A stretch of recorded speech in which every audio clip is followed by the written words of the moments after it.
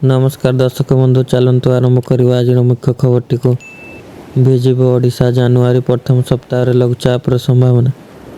राज्य उपर पश्चिम झड़ प्रभाव पसरी जावा परे गत 2 दिन है विभिन्न अंचल सर्वनिम्न तापमात्रा कमुची।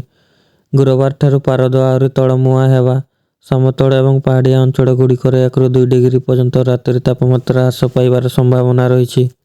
एणे राज्य में पारद तलमुआ होता बेले विलंबित रातिर घन कुहुड़ी माड़ी आसुची। घन कुहुड़ी शीत प्रभाव को आहरी तीव्र करुची।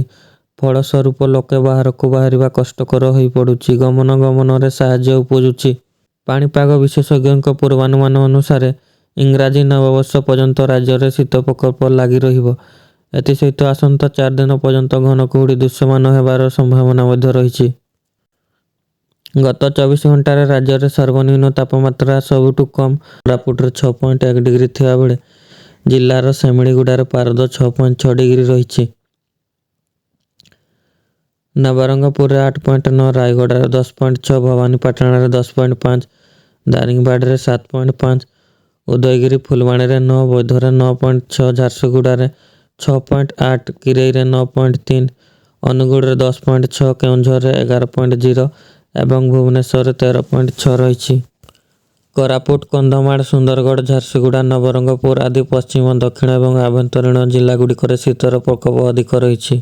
अपराह्न 4 बाजिले शीत माड़ी आसुची। राति 2टा बेलू सर्वनिम्न तापमात्रा खसिबा द्वारा शीतर प्रकोप बढ़ुची। सकाळ 9टा पर्यंत शीत कमुना। शीतुआ सकाळ कुहुड़ीर आस्तरण देह हाथ को कालुआ कर दउची। बुधवार सकाळे राउरकेला, संबलपुर, हीराकुद, ढेंकानाल, सुवर्णपुर, फुलवाणी, झारसुगुड़ा, कोरापुट, भवानीपाटना और बारिपदार विभिन्न अंचल कुहुड़ी दृश्यमान होईची। पाणीपाग विभाग पूर्वानुमान अनुसार गुरुवार सकाळे झारसुगुड़ा, संबलपुर, ढेंकानाल, सुंदरगढ़, सुवर्णपुर, कोरापुट, कलाहांडी, कंधमाल, अनुगुड़, भद्रक, बौद्ध, मयूरभंज, केउंझर, बालेश्वर, केन्द्रापड़ा और जगतसिंहपुर जिलार किछि अंचल कुहुड़ी दृश्यमान होबार संभावना रही।